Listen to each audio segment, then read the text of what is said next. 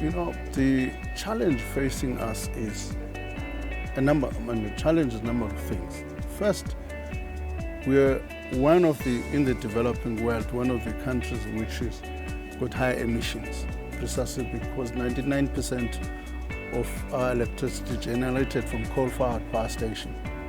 Clearly, that's going to require a transition to clean technologies. So that's the first challenge we have, which is going to require massive investment. The second challenge we have, we're beginning to feel the effects of climate change. The floods in KZN and Eastern Cape are a stark reality that is our new normal.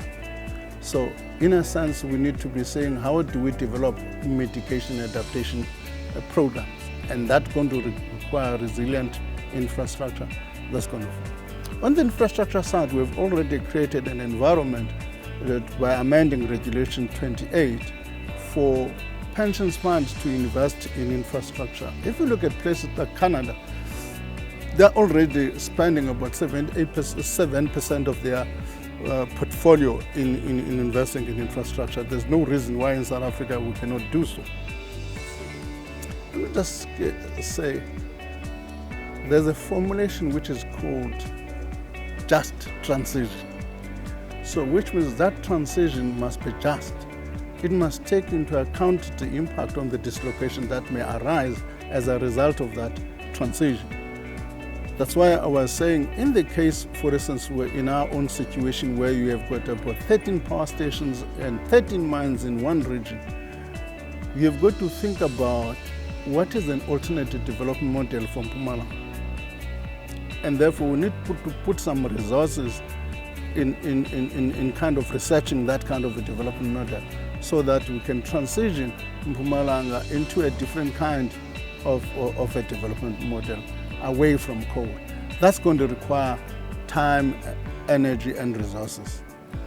So Mr. Gorongwana, now with infrastructure being classified as its own separate asset class, what are the challenges that the GEPF might face in allocating toward large infrastructure projects, or perhaps smaller pension funds in perhaps co-investing with the GEPF in infrastructure development? Let me tell you, what has been the challenge which we are correcting with the establishment of Infrastructure South Africa in government? The challenge we've been facing is our ability to generate a credible pipeline. And secondly, our ability to execute that pipeline. Now, precisely because of that shortcoming and deficiency, we've not been able to put credible products into the market for pension funds such as GEPF to invest. We are trying to correct that, but we will be able, in the next couple of months, to be able to put to market a number of products, including, for instance, the modernizing the border post and other infrastructure projects. I believe. Let me just say, the purpose of the two-bucket system is to achieve a completely two different system. There's a tendency for South Africans to want to draw from a pension fund, whereas a pension fund is intended to be a retirement income. Now, the two-pot system is intended to achieve two things and say, this is what you are going to invest for retirement. And this pot is one that you can utilize as a cash component when you retire. That is a retirement strategy. But what we've done separate to that, we've created a regulatory framework which will help pension funds to invest in infrastructure by changing the composition of the asset classes of Regulation 28. Look, I said in the meeting is that I tabled my budget on the 23rd. As I woke up on the 24th, Russia had attacked Ukraine. And that has had serious implications on the economy. We've seen fuel prices rising, food prices rising, inflation rising, and therefore, as a response, central banks raising interest rate, which all of those things, as a totality, have got impact on disposable income. So it has been a challenge in that regard, and therefore slowing growth. because of the input costs that are rising.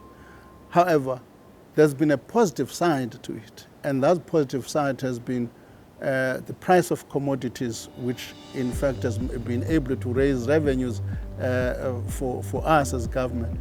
So it has had both a negative and a positive impact.